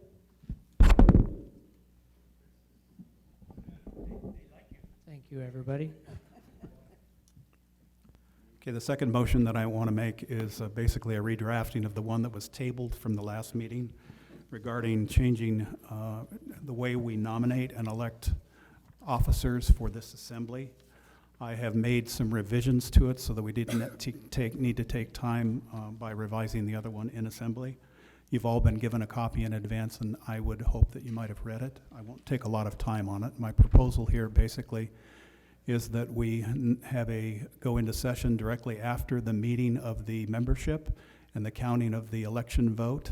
And during that meeting, we will make nominations for officers for this assembly. We will nominate for chair and vice chair. And that election, the voting for that particular election would follow in the following month, in the month of May, where it normally did. The other amendment there, the other suggestion that was made when we last talked about it in the last session, is that we should allow nominations at the voting session for delegates that had become delegates during the election, and also allow nominations to be made and candidates to offer themselves or be nominated. That was basically the motion. So I'm going to read to you what it says, and then we can discuss it. Create a standing rule that nominations for the officers of the Delegate Assembly occur in a special meeting held every other year immediately after the tabulation of votes for the Master Board. Assembly voting would follow during the next regular meeting, approximately a month later. Any call for additional nominations will be made just prior to the voting. This would allow new delegates to be nominated or nominate one another. New nominees would be allowed 5 minutes for a candidate's statement, and then we would vote. That is my motion, and it would now be open for debate. I have a question.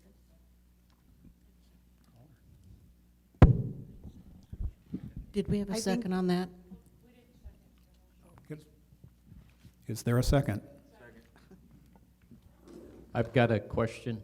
All right, my question is, the problem that I see is that if we, after the election, we do this after the election, possibly any delegates who have been elected wouldn't be present at the time. So that would be kind of odd to have a special meeting of delegates when they're all not here. I don't know if that would be fair. I agree. I have a question. Go ahead, Dan. Go ahead, Dan. We have a meeting at 9 a.m. on the day of the elections. Is this going to take, are we going to cancel this one and resume one after the election? No, it directly follow immediately after the tabulation of the votes. What about the 9 o'clock meeting? What? That's the annual meeting. So at 9 That's o'clock where- is the yeah. annual election, the annual meeting. Once the annual meeting ends, after the IRS vote and the board member vote has been tabulated and the delegates are voted in, et cetera, the annual meeting closes. And then the suggestion is that then right after a special delegates meeting would open, hopefully the people in the audience who are running for those districts, especially if we get this out in your newsletters, if it's passed, then they would then be able to come sit down at the tables. The tables will already be set up in the delegate formation, the normal formation that they are for the election.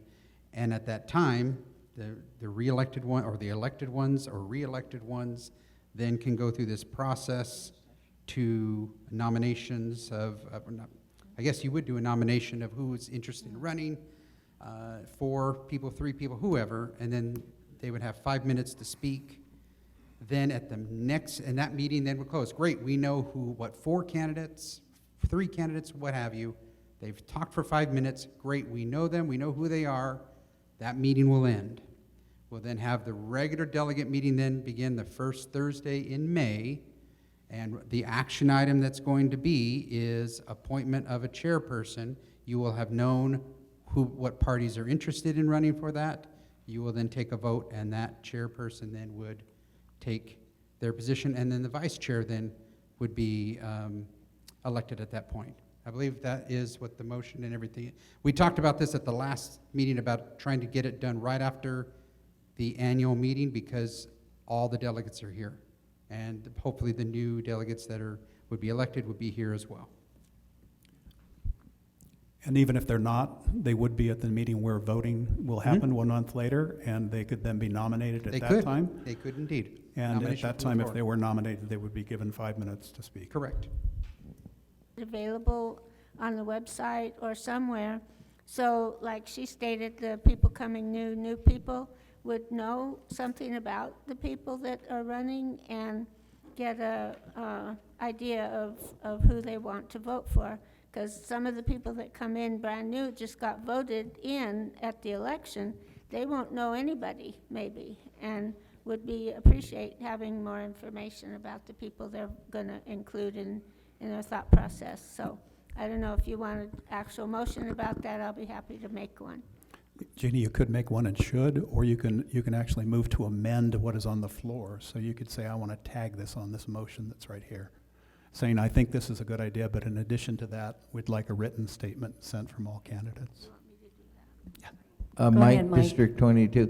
What is the term? Is there a term, or do we vote every year, 2 years, 4 years, 2 years? Okay. It's 2 years. Okay. 1 second. Okay, I would like to amend the motion that's on the floor to include that those wishing to run for chair or vice chair provide the assembly with a bio prior to the vote. Okay. Do we have a second? Okay. All in favor? This is actually now open for debate, although if anyone has anything to say about amending the motion? Kate Reed, District 20, what is exactly is the motion as amended?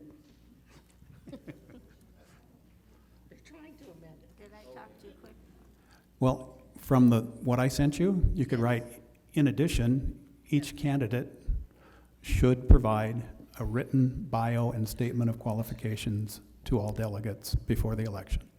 And this would be the same bio you sent to be included on the ballot to be elected as your delegate. You don't need to do anything different. Whatever you sent them to be put on your ballot, that's the same information that would include for this also. So everybody gets to see it, not just the people in your district.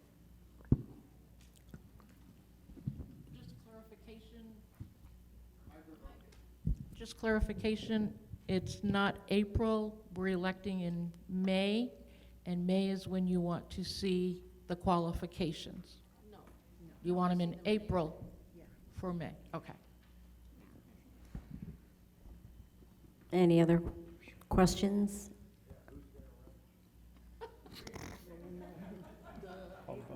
Okay. Okay, we're going to take a vote on the amendment to this motion. Okay, we're going to take a vote on this motion. All in favor?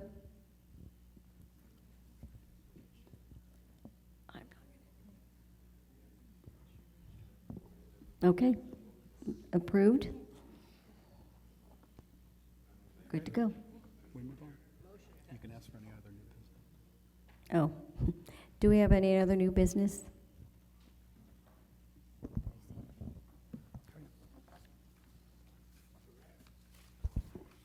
Okay, moving on.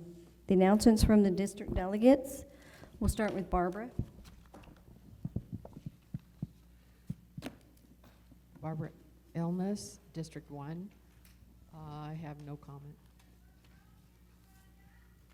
Loretta Kuzar, District 2. I would just like to say that the, pardon me? Here, this is on, but you got to speak into it. Thank you.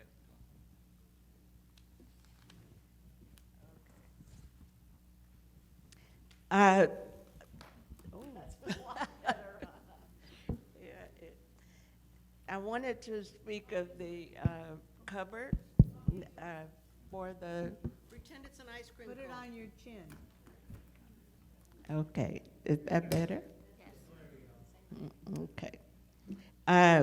District 2 did go forward and do what we needed to do for the cupboard, fill the cupboard at the senior center here, and it was very well done. We had February, so we had to do that, and we did a good job.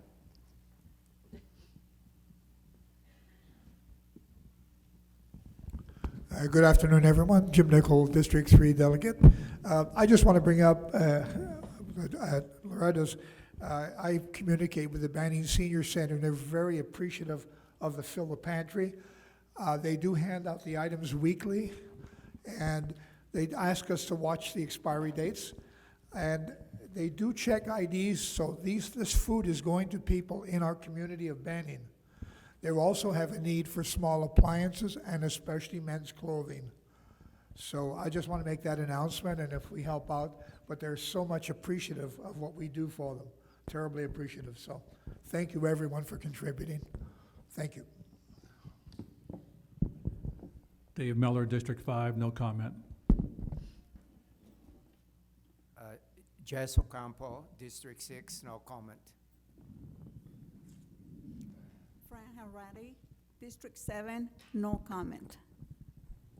Chris Gonzalez, District 8, no comment. Linda Vieira, District 9. I would like to tell everyone about our spring fling that is coming up on March 20th. I'd love to have anyone from any district come. We have several people already from other districts who have signed up. It's in the South Clubhouse on March 20th at 5 p.m. Generations will entertain. Johnny Russo will provide a delicious menu. It's $27 per person. Make your checks out to District 9, and you can put it on our porch at 5052 Hilton Head Drive. The other thing I would like to say is, according to the rules, I think the CCNRs, we are not supposed to send out our newsletters until after the district delegate meeting. If we don't send out a March, if we wouldn't have sent out a March newsletter before today, we would have missed telling our district about the craft fair, which happened the first weekend, the community awareness, which happened on the very first Tuesday, and the candidate forum. I wish there was some way.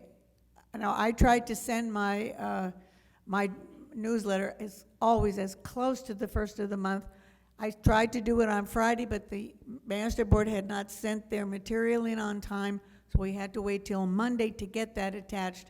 And I wish there was some way we could fix that so that we can send our newsletters out before the beginning of the month. That's a problem. I'm going to make a comment here. We are not supposed to send out the newsletters until we receive the message from the board. We do not wait until the board has their open session board meeting. I'm clarifying, it was somebody that made the comment that my newsletter was not supposed to go out until after the board met in open session. They actually go out around the first of the month when we receive the message from the board that's already sent directly to the printer.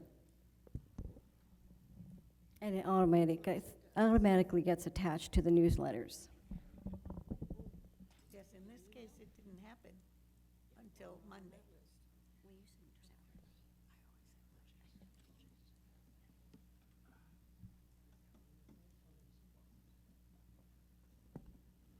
Cal Martin, District 21. I'll just take this moment to say that on next Saturday, right here in the ballroom where the air is windless, and it's a good place to play cornhole. So we will have the cornhole tournament that we've tried to have 2 different times already, right here in the ballroom. It starts at 1 o'clock, maybe 12:30 check-in this coming Saturday. If you have not already registered, you're welcome to come and register. There'll be lots of boards there. You can come and just play and practice if you want to. But we'll be right here from about 1 to 5 on Saturday, and we hope that this just grows to be a regular event. And I will relinquish the microphone. Good afternoon, Jean Dobson, District 10. This past Monday, I had a very casual meeting with our zone captains. I wanted to get to know them, and they had the opportunity to meet me. We have a rather large district. We have 172 homes. So I didn't know all of the zone captains, and they were grateful to get to know each other. We have 3 zone captains that have 2 zones, so I encourage them to seek backup zone captains, or at least someone that can deliver newsletters or other information in case they're illness or vacation or what have you. So that worked very well, and we'll do it again maybe September, October time. I want to give a real thank you to Melinda Carpenter. She is our social chair. Between April 10th, the day of our election, and December 13th, we have 9 social events planned. And without her help and her committee, this couldn't be done. So 3 of the events, 2 of them are in the South Clubhouse, and the Christmas event will be here in the ballroom with 2 other districts. But the other 6 events, we take advantage of having at our pool. We have nacho nights. We have ice cream social, special 4th of July party. And they're all very well attended, so I just want to thank Melinda. She works her tail off getting these things scheduled and making them happen. So thanks again, Melinda, for your hard work and dedication.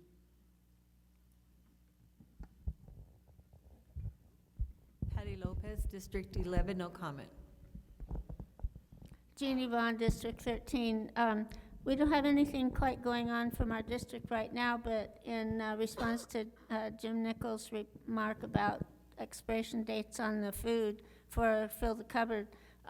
When we had ours last month in January, as each thing came in, we had a fleet of Sharpies, and we just looked and wrote the dates on the tops of the cans and on the boxes, and that way there was no question. And there were a few items that were slightly past date, and we put those in a separate box because Anna told me that they can use some expired items that they use to cook with if they're not too late. So just for your information. But thank you for telling us about men's clothing and small appliances that might need a little help or something, because I'm sure we all have plenty of those we could donate. And just call over there and they'll arrange to be there when you bring them over.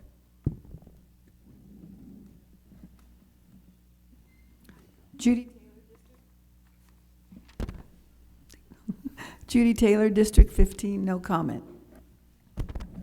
Greg Voico, District 16. Sorry, I went to sleep here. I have identified an EPAP coordinator for District 16.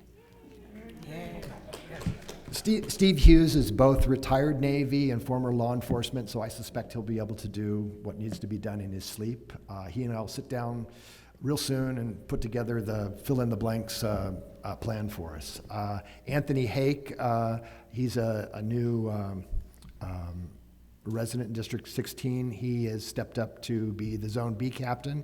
He will relieve but not replace Jim Curry, and much appreciation to Jim for all his years of looking after District 16 in so many ways.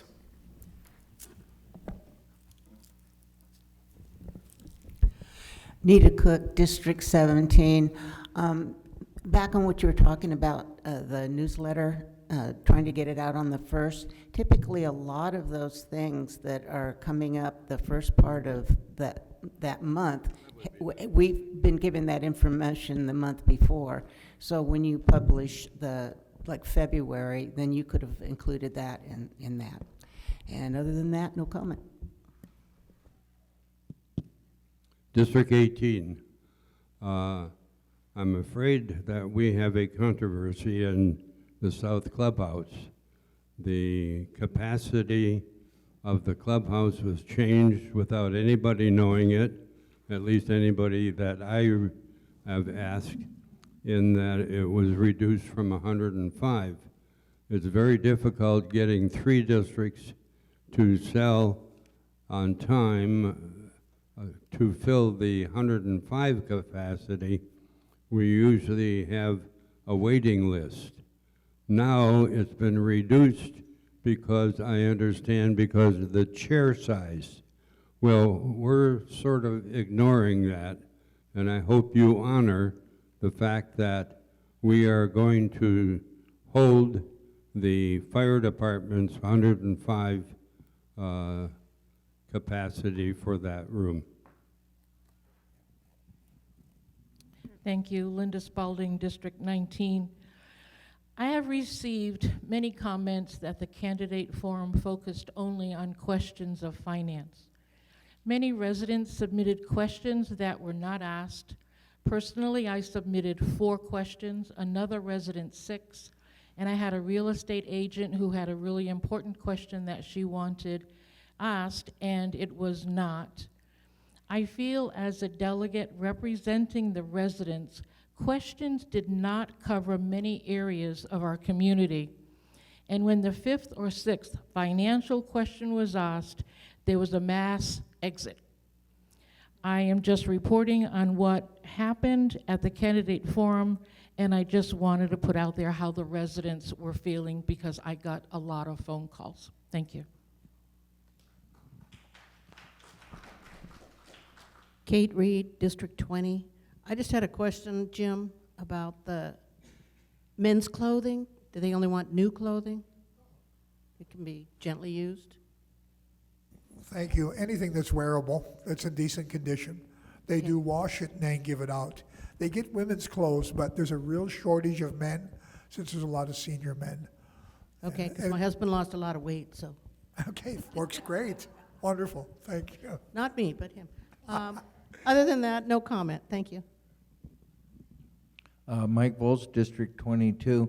I would just like to make a recommendation that we include in our agenda an additional committee, which would be the Safety Committee. Most of the questions I get or complaints I receive is regarding the Safety Committee, and I would recommend that we include them in our agenda. Thank you. Dan Cosner, District 23. We're real happy down there in the south end of the establishment here. We had our food drive in January. I wasn't here in February, so anyway, we sent over 20 boxes of canned goods and such to the senior center. We also sent over $400 in gift cards and cash, and I hope that helps with the men's clothing. One other thing I'd like to say is let's be real respectful of each other here in the delegation assembly, not talk over each other so that I can understand or hear. I have a very hard problem with hearing people. I was at the forum yesterday, and I'd like to say there was a lot of discussion about finances and money. I didn't move here for that. I moved here because of the country club atmosphere, the fun times we have, and we get together.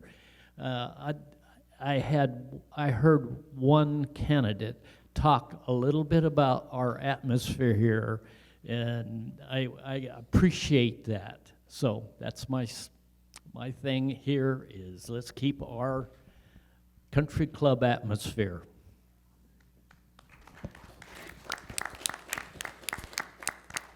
Okay, I want to add something to Linda's comment about the questions. And I had mentioned at the opening that there were a lot of questions about the finances because residents are very concerned about what is going on with the finances here in Sun Lakes. There was 26 questions, and when I let Lori know that there was 26 questions, she said, oh, we're never going to get through all those. Joe normally would not go through, he would normally go through like 7 because he doesn't want to take so long. So I went through 12, and I saw that people were walking out because either they heard what they wanted to hear or they didn't want to be here till 8 o'clock at night. So I just wanted to bring that up. It wasn't like I was avoiding anyone's questions. I didn't want to keep people here if it wasn't necessary. Thank you. Now we're going to move on to member comments.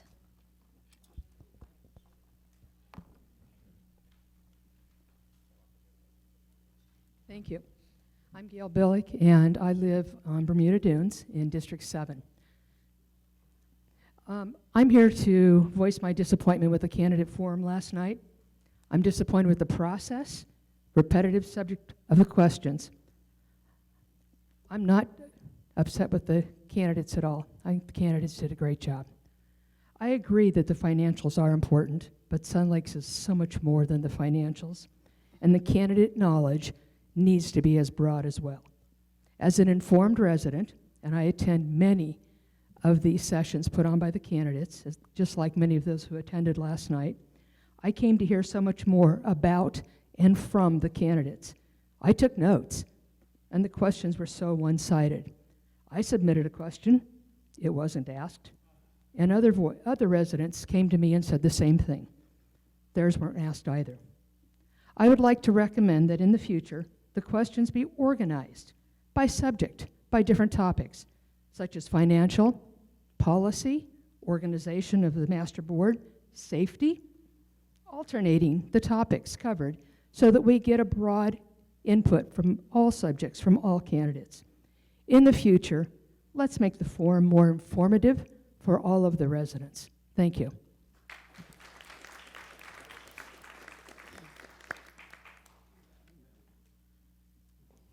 Hi, I'm Marcia Midget. I actually am going to talk a little bit about something that a lot of people like to do here, and that's the Monster Scramble. It's a little early this year, so I just want to make sure that everybody knows that it's in April, not in June. There's flyers out there. We have room for 144 players, and it's a great time. So if you get the opportunity to let your districts know that it is early, so if they want to play, it's in April. And the flyers are out on the website in both pro shops as well as the front clubhouse, and then you can also print them off online. So thanks. I hope to see a lot of players out there. Thank you. Any other comments?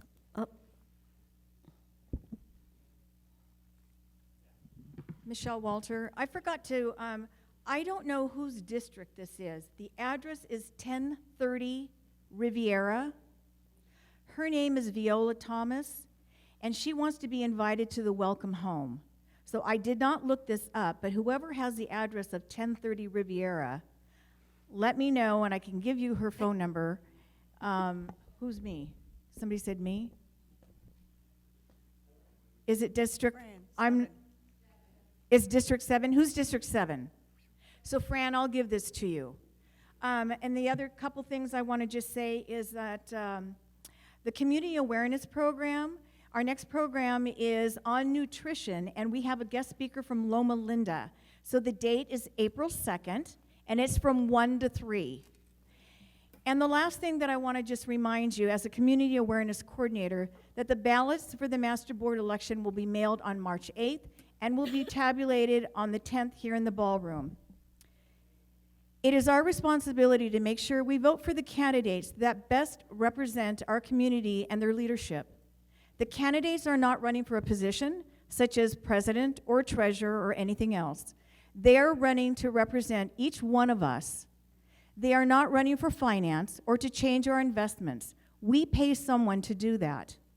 They should be focused on improvements, preserving and enhancing our amenities, keeping our golf course and restaurant private, ensuring the safety of our community, holding our management company accountable, and protecting our property values.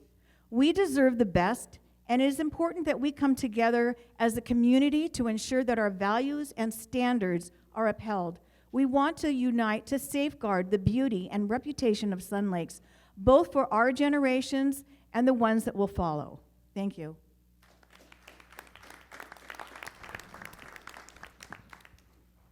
Any other comments? I notice on here, it says the next delegate assembly meeting will be on April 10th. Where we won't be having a delegate assembly meeting because we would be doing the vote certification. So we will just disregard that comment. And right after the vote certification, we'll have a open delegate session for purposes of nomination, which shouldn't take very long. okay, any more comments? This meeting is adjourned.